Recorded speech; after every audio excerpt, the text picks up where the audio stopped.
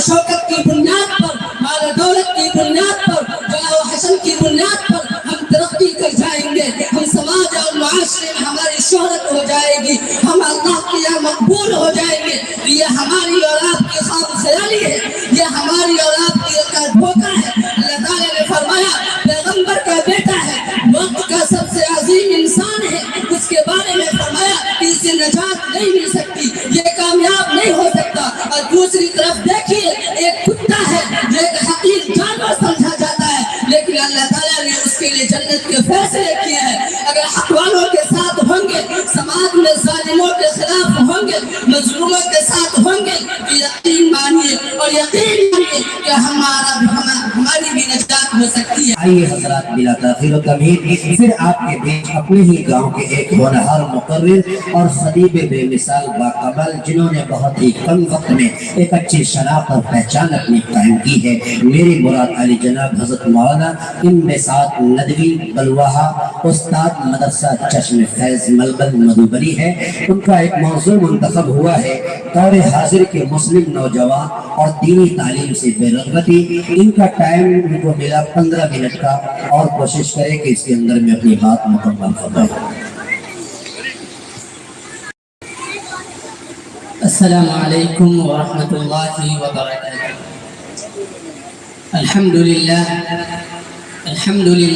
رب العالمین، والصلاة والسلام على سيدنا وسيدكم وسيد الأولين والآخرين محمد بن عبد الله الأمين وعلى آله وصحبه أجمعين،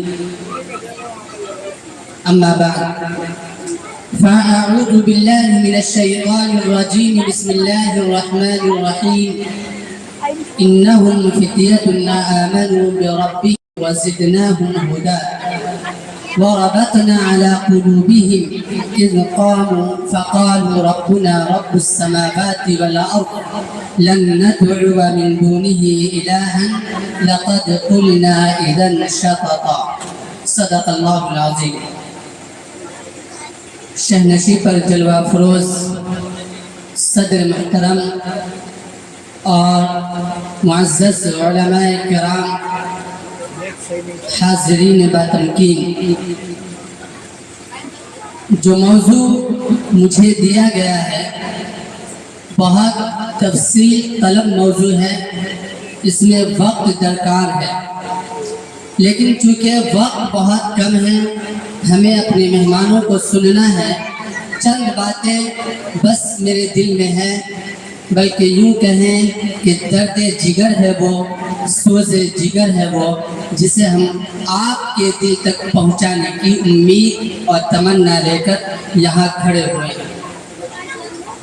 قرآن کریم کو جب ہم پڑھتے ہیں، ان کی آیات پر غور کرتے ہیں، حضور اکرم صلی اللہ علیہ وسلم کی سیرت کو پڑھتے ہیں، آپ کے اعمال، افعال، اقوال پر جب غور کرتے ہیں، بلکہ یوں کہیں کہ تاریخ انسانی پر اگر آپ غور کریں گے، دنیا کی تاریخ پر اگر آپ غور کریں گے، تو آپ کو معلوم ہوگا کہ نوجوان اور یوتھ کسی بھی قوم کے انقلاب کا ذریعہ ہوا کرتا ہے، کسی بھی ہوا کے رخ کو بدلنے کی طاقت ہوا کرتا ہے۔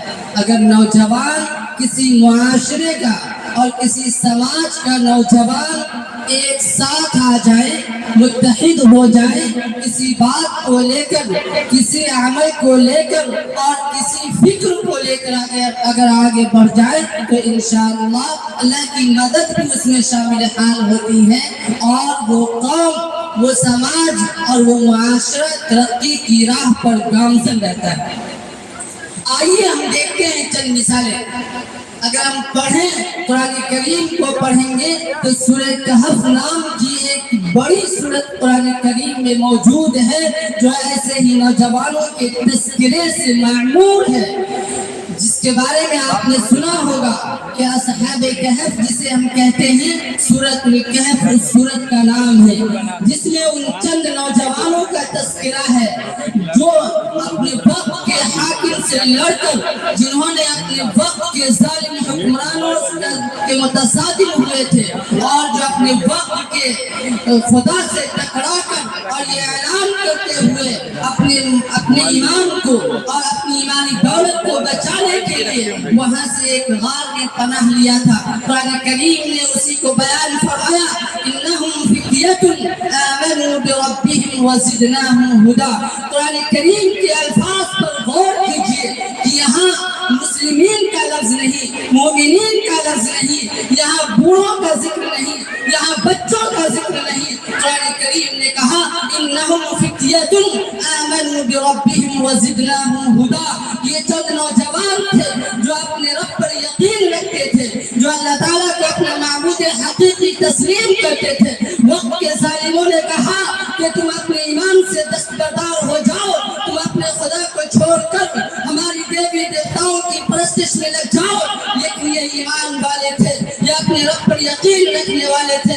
انہوں نے کہا اگر ہم یہ بات کرتے ہیں اپنے رب کے ساتھ کسی اور کو شریک کرتے ہیں تو ہم بڑے ظالم کہلائیں گے, ہم بڑے جابر کہلائیں گے. اور انہوں نے ان کو ٹھکرا کر وہاں سے ایک غار میں پناہ لیا. ایک روایت میں بلکہ قرآن کریم میں یہ بھی موجود ہے کہ ان کے ساتھ ایک کتا بھی تھا جسے ان لوگوں نے اپنے ساتھ لے جانے سے انکار کیا تھا, لیکن بعد میں اس کتے کی وفاداری کو دیکھ کر وہ اپنے ساتھ لے گئے اور ایک غار میں پناہ لیا. پوری لمبی تفصیل ہے اس میں, بس مختصر یوں سمجھیں کہ ایک ضعیف روایت حدیث کی یہ ہے کہ اس کتے کو بھی جنت میں داخلہ دیا جائے گا صرف اس بنیاد پر کہ وہ ایمان والوں کے ساتھ تھا, وہ حق والوں کے ساتھ تھا, وہ وقت کے ظالموں سے ٹکرانے والوں کے ساتھ تھا. اس بنا پر اس کتے کا داخلہ بھی جنت میں ہوگا. لیکن اگر آپ دوسری طرف دیکھیں کہ کنعان بن نوح جو ایک پیغمبر کے بیٹے ہیں, انہوں نے اللہ کا انکار کیا, حق والوں کے ساتھ دینے سے انکار کیا, تو ان کا حشر یہ ہوا کہ اللہ تعالیٰ نے فرمایا جب نوح علیہ السلام نے کہا اللہ یہ میرا بیٹا ہے, آپ ان کی مغفرت فرما دیجیے, آپ ان کو نجات دے دیجیے. اللہ نے کہا انہ لیس من اہلک, یہ تمہارا بیٹا نہیں ہے, یہ تمہارا گھر والا نہیں ہے. اگر آج ہم یہ سمجھتے ہیں کہ شان و شوکت کی بنیاد پر, مال و دولت کی بنیاد پر, جاہ و حسن کی بنیاد پر ہم ترقی کر جائیں گے, ہم سماج اور معاشرے میں ہماری شہرت ہو جائے گی, ہم اللہ کے یہاں مقبول ہو جائیں گے, یہ ہماری اور آپ کی خواب خیالی ہے, یہ ہماری اور آپ کی ایک دھوکہ ہے. اللہ تعالیٰ نے فرمایا پیغمبر کا بیٹا ہے, وقت کا سب سے عظیم انسان ہے, اس کے بارے میں فرمایا کہ اسے نجات نہیں مل سکتی, یہ کامیاب نہیں ہو سکتا. اور دوسری طرف دیکھیے ایک کتا ہے جو ایک حقیر جانور سمجھا جاتا ہے, لیکن اللہ تعالیٰ نے اس کے لیے جنت کے فیصلے کیے ہیں. اگر حق والوں کے ساتھ ہوں گے, سماج میں ظالموں کے خلاف ہوں گے, مظلوموں کے ساتھ ہوں گے, تو یقین مانیے اور یقین مانیے کہ ہماری بھی نجات ہو سکتی ہے.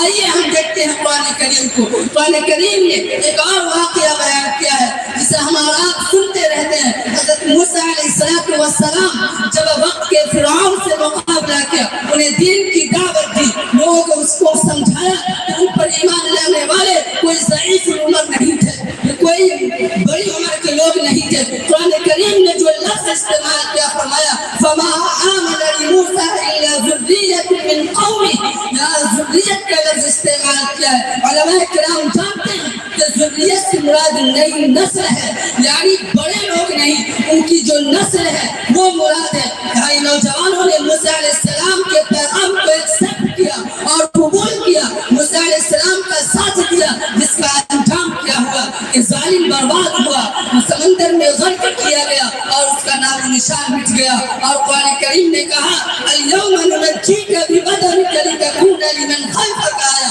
جسے اپنی طاقت پر غرور تھا, جسے اپنی شوکت پر گھمنڈ تھا, جو اپنے آپ کو انا ربکم الاعلی کہا کرتے تھے, اس کے بارے میں فرمایا کہ آج ہم تمہارے جسم کو اور تمہاری لاش کو محفوظ رکھیں گے تاکہ یہ دنیا والوں کے لیے عبرت بن جائے. آئیے قرآن کریم کو دیکھیے اور نوجوانوں غور کرو قرآن کریم کی آیات پر. سورہ یوسف کو پڑھیے جسے قرآن کریم نے احسن القصص کہا ہے. قرآن کریم نے کہا یہ سب سے بہترین قصہ ہے. اس قصے کے ایک پہلو پر اگر آپ غور کریں گے, یوسف علیہ السلام ہے, وہ انہیں ان کے بھائیوں نے ان کے ساتھ دھوکہ کیا, حسد کی بنیاد پر کنویں میں ڈال دیا, پھر انہیں مصر کے بازار میں غلام بنا کر فروخت کر دیا گیا، انہیں بیچ دیا گیا، لیکن وہ صبر کا دامن تھامے رہے، وہ انصاف کا دامن تھامے رہے، اور ایک وقت وہ آیا کہ وہ مصر کے تخت پر بیٹھائے گئے۔ اس سے پہلے اللہ تعالیٰ نے ان پر جو آزمائش دی تھی، انہیں جس مرحلے سے گزرنا پڑا تھا